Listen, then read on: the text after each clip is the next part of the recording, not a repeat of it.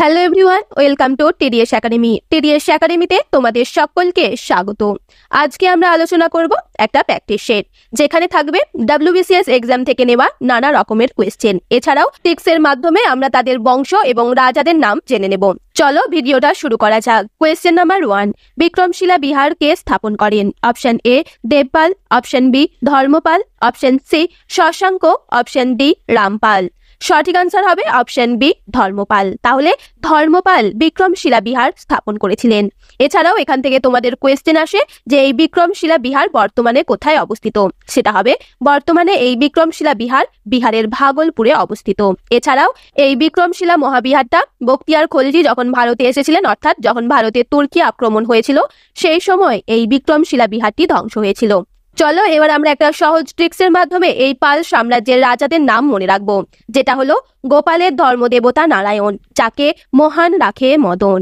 এই ট্রিক্সটার মাধ্যমেই আমরা সমস্ত পাল বংশের রাজাদের নাম মনে রাখতে পারবো। যেরকম গোপালের অর্থাৎ গোপাল, যিনি ছিলেন এই পাল বংশের প্রতিষ্ঠাতা, এবং ধর্ম অর্থাৎ ধর্মপাল, যিনি এই বিক্রমশিলা বৌদ্ধ বিহারটা প্রতিষ্ঠা করেছিলেন, এবং দেবতা অর্থাৎ দেবপাল, যিনি ছিলেন এই পাল সাম্রাজ্যের শ্রেষ্ঠ সম্রাট, এবং নারায়ণ অর্থাৎ নারায়ণ পাল, এবং পরবর্তীটা হলো মহান অর্থাৎ মহিপাল 1 এবং মহিপাল 2, এবং রাখে অর্থাৎ রামপাল, এবং মদন অর্থাৎ মদন পাল, যিনি হলেন এই পাল সাম্রাজ্যের শেষ রাজা।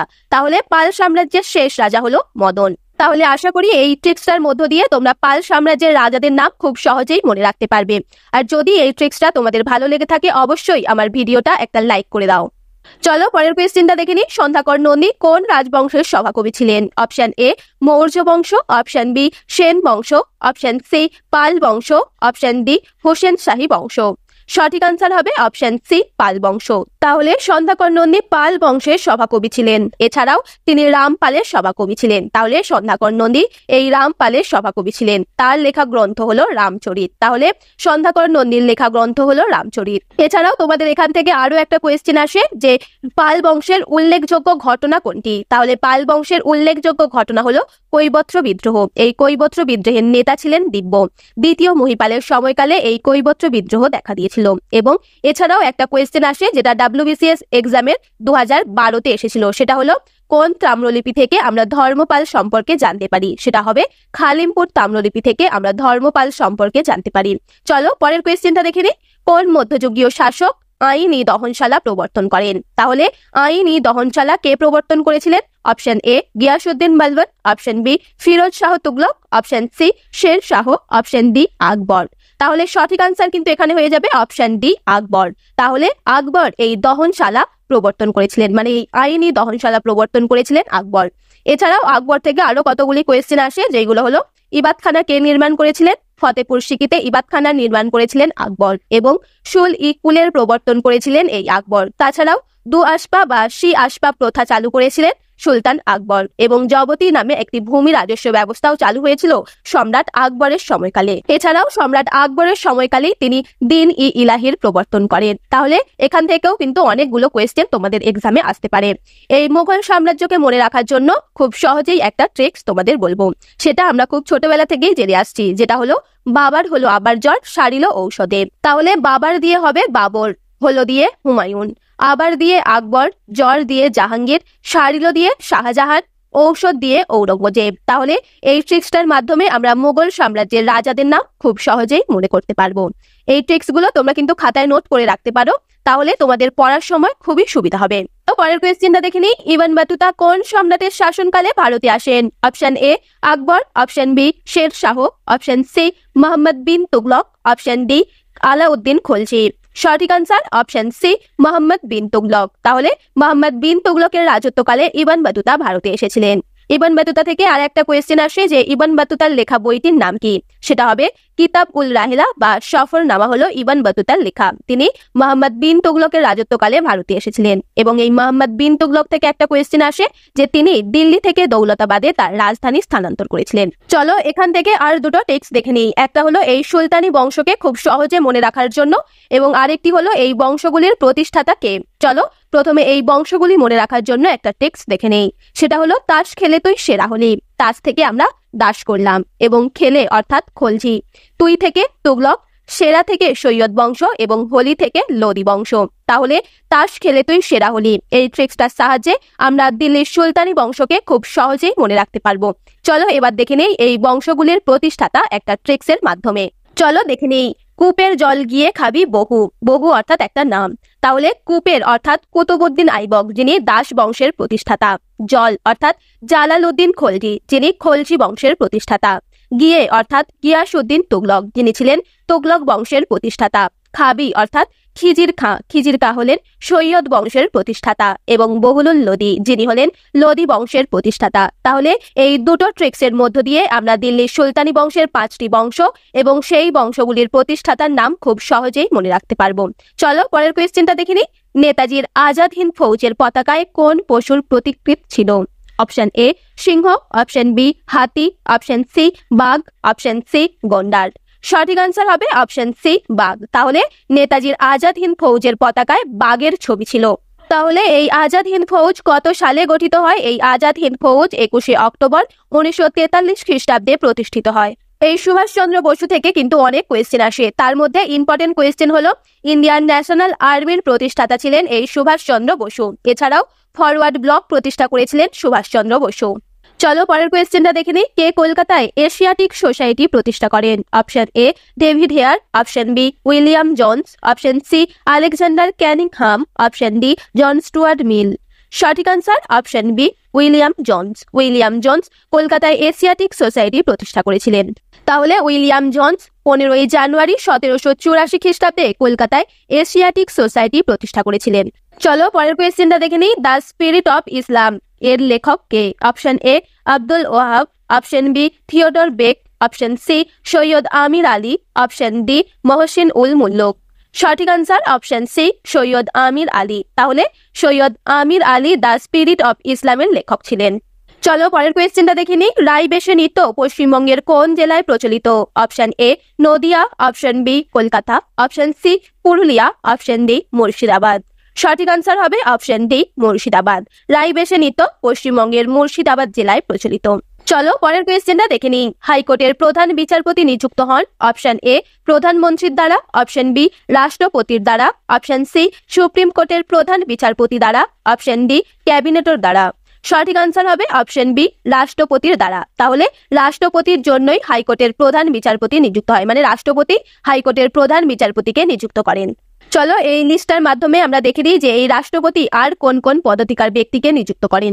সেটা হলো প্রধানমন্ত্রী অর্থাৎ ভারতের প্রধানমন্ত্রীকে নিযুক্ত করেন রাষ্ট্রপতি। এছাড়াও উপরাষ্ট্রপতি, রাজ্যপাল, অর্থমন্ত্রী, লোকসভার স্পিকার, লোকসভার ডেপুটি স্পিকার, সুপ্রিম কোর্টের প্রধান বিচারপতি, সুপ্রিম কোর্টের অন্যান্য বিচারপতি, রেজিস্ট্রার জেনারেল, হাইকোর্টের প্রধান বিচারপতি, হাইকোর্টের অন্যান্য বিচারপতি, স্থল, নৌ ও বিমান বাহিনীর প্রধান, অর্থ কমিশনের প্রধান, মুখ্য নির্বাচন commission, auditor general, UPSC chairman, যোজনা কমিশনের উপাধ্যক্ষ, রাজ্যসভার deputy chairperson, attorney general, solicitor general, মানবাধিকার কমিশনের চেয়ারম্যান।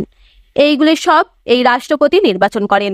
চলো পরের কোয়েশ্চেনটা দেখে নিই। ভারতের সংবিধান অনুসারে জীবন ও ব্যক্তিগত স্বাধীনতার অধিকার রক্ষিত হয়েছে যে ধারায়? Option A 21, option B 49, option C 73, option D 370। সঠিক আনসার হবে অপশন এ 21। 21 নম্বর ধারায় ভারতের সংবিধান অনুসারে জীবন এবং ব্যক্তিগত স্বাধীনতার অধিকার রক্ষিত আছে। চলো পরের কোয়েশ্চেনটা দেখে নিই। ভারতীয় সংবিধানের রচয়িতা হলেন option A Mohandas Karamchand Gandhi, option B Jawaharlal Nehru, option C doctor B R. Ambedkar, option D Sardar Vallabhbhai Patel. সঠিক answer option C doctor B R. Ambedkar. Doctor B R. Ambedkar ভারতীয় সংবিধানের রচয়িতা। তাহলে 1949 সালের 26শে নভেম্বর এই সংবিধান গৃহীত হয়েছিল এবং 1950 সালের 26শে জানুয়ারি এই সংবিধান কার্যকর হয়েছিল। তাই 26শে জানুয়ারি আমরা প্রজাতন্ত্র দিবস হিসেবে পালন করি। Next question. ভারতীয় সংবিধানের কোন সংশোধনীয় দ্বারা ভোটের বয়স 21 থেকে কমিয়ে 18 করা হয়? অপশন এ 60তম, অপশন বি 61তম, অপশন সি 62তম, অপশন ডি 73তম। তাহলে কোয়েশ্চেনটা আরেকবার দেখে নাও। ভারতীয় সংবিধানের কোন সংশোধনীর মাধ্যমে ভোটের বয়স 21 থেকে কমিয়ে 18 করা হয়েছে? তাহলে সঠিক আনসার হয়ে যাবে অপশন বি 61তম। তাহলে 61তম সংশোধনীর মাধ্যমে ভোটার অধিকার 21 থেকে কমিয়ে 18 করা হয়েছিল। নেক্সট কোয়েশ্চেন, ভারতবর্ষের ভোটার অধিকার ও নির্বাচিত হওয়ার অধিকার একটি। অপশন এ মৌলিক অধিকার, অপশন বি স্বাভাবিক অধিকার, অপশন সি সাংবিধানিক অধিকার, অপশন ডি আইনি অধিকার। তাহলে ভারতবর্ষের ভোট অধিকার এবং নির্বাচিত হওয়ার অধিকার কোনটি? সঠিক আনসার হবে অপশন ডি আইনি অধিকার। আইনি অধিকার হলো ভোটার অধিকার এবং নির্বাচিত হওয়ার অধিকার। চলো পরের কোয়েশ্চেনটা দেখে নিই। দক্ষিণ ভারতের সর্ববৃহৎ নদীকে বলা হয় দক্ষিণের গঙ্গা, সেটি আসলে? অপশন এ গোদাবরী নদী, অপশন বি কাবেরী নদী, option C Mahanadi, option D Penganga. সঠিক আনসার হবে অপশন এ গোদাবরী নদী। তাহলে দক্ষিণ ভারতের নদী যেটা দক্ষিণের গঙ্গা বলা হয় সেটা হলো গোদাবরী নদী। নেক্সট কোয়েশ্চেন, সারাবতী জলবিদ্যুৎ প্রকল্প কোথায় অবস্থিত? Option A Kerala, option B Karnataka, option C Maharashtra, option D Madhya Pradesh. সঠিক আনসার হবে অপশন বি কর্ণাটক। তাহলে সারাবতী জলবিদ্যুৎ প্রকল্প কর্ণাটকে অবস্থিত। চলো পরের কোয়েশ্চেনটা দেখে নিই। ভাগীরথী নদী ও অলকানন্দা নদীর সংযোগস্থল অবস্থিত। অপশন এ রুদ্রপ্রয়াগে, অপশন বি হরিদ্বারে, অপশন সি দেবপ্রয়াগে, অপশন ডি এলাহাবাদে। সঠিক আনসার হবে অপশন সি দেবপ্রয়াগে। দেবপ্রয়াগে ভাগীরথী ও অলকানন্দার সংযোগস্থল। এছাড়াও রুদ্রপ্রয়াগে অলকানন্দ এবং মন্দাকিনী নদীর সঙ্গমস্থল। চলো পরের কোয়েশ্চেনটা দেখে নিই। নিম্নলিখিত রাজ্যগুলির মধ্যে ভারতের টিনের সর্বাধিক উৎপাদন হলো? Option A Rajasthan, option B Orissa, option C Jharkhand, option D Chhattisgarh. তাহলে সঠিক আনসার হবে অপশন ডি ছত্তিশগড়। ছত্তিশগড়ে ভারতের সব থেকে বেশি টিন পাওয়া যায়। এছাড়াও রাজস্থানে তামা পাওয়া যায়, উড়িষ্যায় ক্রোমোমাইট এবং ঝাড়খণ্ডে কয়লা উৎপাদন হয়। চলো পরের কোয়েশ্চেনটা দেখে নিই। পশ্চিমবঙ্গের অভ্র উৎপাদনকারী জেলা হলো? Option A Bankura, option B Purulia, option C Paschim Bardhaman, option D Birbhum. তাহলে পশ্চিমবঙ্গের কোথায় সব থেকে বেশি অভ্র উৎপাদন হয়? সেটা হবে অপশন বি পুরুলিয়ায়। পশ্চিমবঙ্গের পুরুলিয়া জেলায় সব থেকে বেশি অভ্র উৎপাদন হয়। নেক্সট কোয়েশ্চেন, ভারতের কতগুলি রাজ্য পশ্চিমবঙ্গের সীমানা স্পর্শ করেছে? অপশন এ 4টি, অপশন বি 6টি, অপশন সি 7টি, অপশন ডি 5টি। সঠিক আনসার অপশন ডি 5টি। তাহলে ভারতের 5টি রাজ্য পশ্চিমবঙ্গের সীমানা স্পর্শ করেছে। চলো সেই রাজ্যগুলি দেখে নিই। উড়িষ্যা, ঝাড়খণ্ড, বিহার, সিকিম এবং আসাম, এই 5টি রাজ্য পশ্চিমবঙ্গের সীমানা স্পর্শ করেছে। তাহলে যদি কোয়েশ্চেন আসে কতগুলি রাষ্ট্র এই পশ্চিমবঙ্গের সাথে সীমানা স্পর্শ করে, সেটা হবে 3টি। নেপাল, ভুটান এবং বাংলাদেশ, এই 3টি রাষ্ট্র পশ্চিমবঙ্গের সাথে তাদের সীমানা স্পর্শ করেছে। আর রাজ্য হলে 5টি, সেটা হলো উড়িষ্যা, ঝাড়খণ্ড, বিহার, সিকিম এবং আসাম। চলো পরের কোয়েশ্চেনটা দেখে নিই। ভারতীয় টাকার নোট ছাপানোর দায়িত্বে আছেন? অপশন এ অর্থ মন্ত্রক, অপশন বি প্রধানমন্ত্রী office, option C state bank, option D reserve bank. সঠিক আনসার হবে option D reserve bank. Reserve bank ভারতীয় টাকার নোট ছাপানোর দায়িত্বে আছেন। 1935 খ্রিস্টাব্দে এই রিজার্ভ ব্যাংক কলকাতায় প্রতিষ্ঠিত হয়েছিল। এখন সেটা বোম্বাইতে স্থানান্তর হয়ে গেছে। চলো পরের কোয়েশ্চেনটা দেখে নিই। জাতীয় উৎপাদন বাজার দর এবং জাতীয় উৎপাদন মূল্যের হিসেবে তফাৎ হলো? অপশন এ প্রত্যক্ষ কর, অপশন বি অপ্রত্যক্ষ কর, option C transfer payment, option D ভর্তুকি ব্যয়। তাহলে কোয়েশ্চেনটা আরেকবার দেখে নাও। জাতীয় উৎপাদন বাজার দর এবং জাতীয় উৎপাদন মূল্যের হিসেবে তফাৎ হলো? সঠিক আনসার অপশন বি অপ্রত্যক্ষ কর।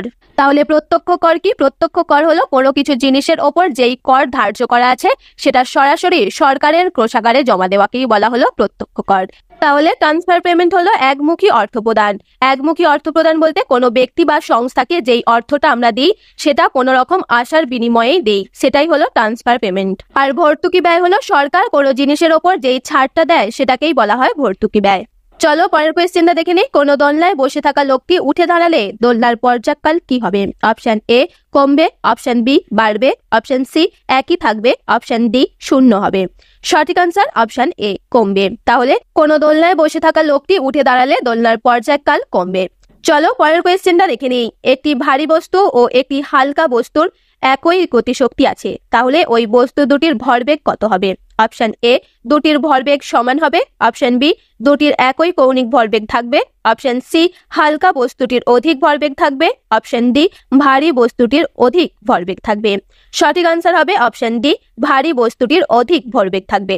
চলো পরের কোয়েশ্চেনটা দেখে নিই। একটি হিটারের দৈর্ঘ্য 10% কমলে হিটারটির ক্ষমতা? অপশন এ আনুমানিক 9% বাড়বে, অপশন বি আনুমানিক 11% বাড়বে, অপশন সি আনুমানিক 19% বাড়বে, অপশন ডি আনুমানিক 10% বাড়বে। সঠিক আনসার অপশন বি আনুমানিক 11% বাড়বে। চলো পরের কোয়েশ্চেনটা দেখে নিই। পেঁয়াজ কাটার সময় চোখ জ্বালা করার কারণ একটি রাসায়নিক, যাতে থাকে option A sulphur, option B chlorine, option C bromine, option D nitrogen. সঠিক আনসার অপশন এ সালফার। তাহলে পেঁয়াজ কাটার সময় আমাদের সবারই চোখ জ্বালা করে, তার কারণ হলো একটি রাসায়নিক, যেটা হলো সালফার। চলো পরের কোয়েশ্চেনটা দেখে নেই। উদ্ভিদ পুষ্টিগুণ অর্জন করে অপশন এ বায়ুমণ্ডল থেকে, অপশন বি ক্লোরোফিল থেকে, অপশন সি আলোক থেকে, অপশন ডি মৃত্তিকা থেকে। সঠিক আনসার অপশন ডি মৃত্তিকা থেকে। উদ্ভিদ তার পুষ্টিগুণ অর্জন করে মৃত্তিকা থেকে। নেক্সট কোয়েশ্চেন, মানুষের শরীরে সুষুম্না স্নায়ুর সংখ্যা হলো অপশন এ 12 জোড়া, অপশন বি 31 জোড়া, অপশন সি 12টি, অপশন ডি 31টি। তাহলে সঠিক আনসার অপশন বি 31 জোড়া। মানুষের শরীরে সুষুম্না স্নায়ুর সংখ্যা হলো 31 জোড়া। চলো পরের কোয়েশ্চেনটা দেখে নিই। প্রতি একক ভরে বেশি ক্যালোরি যোগান দেয় যে খাদ্য, তা হলো option A protein, option B carbohydrate, option C জল, অপশন ডি ফ্যাট। তাহলে প্রতি একক ভরে কোন খাদ্য বেশি ক্যালোরি যোগান দেন? সেটা হবে অপশন ডি ফ্যাট। ফ্যাটের মাধ্যমে আমরা বেশি ক্যালোরি পেয়ে থাকি। চলো পরের কোয়েশ্চেনটা দেখে নিই। কোনো ব্যক্তির অ্যালকোহলে আসক্তির জন্য লিভার ক্ষতিগ্রস্ত হয়, কারণ অপশন এ অ্যালকোহলের উপাদান অপসারিত করে, অপশন বি বাড়তি গ্লাইকন সঞ্চয় করে, অপশন সি বেশি উদ্দীপিত করে যকৃৎ থেকে বেশি পচন রস নির্গত করে, অপশন ডি বেশি ফ্যাটই সঞ্চয় করে। সঠিক আনসার হবে অপশন ডি বেশি ফ্যাট সঞ্চয় করে। তাহলে কোনো ব্যক্তি অ্যালকোহলে আসক্তির জন্য লিভার ক্ষতিগ্রস্ত হয়, কারণ সেখানে বেশি ফ্যাট সঞ্চয় হয়। চলো পরের কোয়েশ্চেনটা দেখে নেই। ভারতের বৃহত্তম বায়ু শক্তি উপাদান কেন্দ্র অবস্থিত option A Tamil Nadu, option B Andhra Pradesh, option C Maharashtra, option D Gujarat. তাহলে সঠিক আনসার হবে অপশন এ তামিলনাড়ু। ভারতের সব থেকে বৃহত্তম বায়ু শক্তি কেন্দ্র তামিলনাড়ুতে অবস্থিত। চলো পরের কোয়েশ্চেনটা দেখে নিই। ভারতের সর্ববৃহৎ হিমবাহ হলো option A Pindari, option B Gangotri, option C Hispar, option D Siachen. তাহলে সঠিক আনসার হবে অপশন ডি সিয়াচেন। সিয়াচেন হলো ভারতের সর্ববৃহৎ হিমবাহ। চলো আজকের ভিডিও শেষ কোয়েশ্চেনটা দেখে নেই। 2014 সালে শুরু হওয়া ভারত সরকারের নমামি গঙ্গে প্রকল্পটি হলো অপশন এ গঙ্গার আরাধনা, অপশন বি গঙ্গার পরিচ্ছন্নতা জাতীয় মিশন, অপশন সি গঙ্গার থেকে খালসেচ, অপশন ডি গঙ্গার সাথে নদীর সংযুক্তি। সঠিক আনসার অপশন বি গঙ্গার পরিচ্ছন্নতার জাতীয় মিশন, যেটা 2014 সালে শুরু হয়েছিল নমামি গঙ্গে প্রকল্পটির নাম নিয়ে। তাহলে আজকের মতো ভিডিওটা এখানেই শেষ করলাম। যদি আমার ভিডিও তোমাদের ভালো লেগে থাকে অবশ্যই ভিডিওটা লাইক, কমেন্ট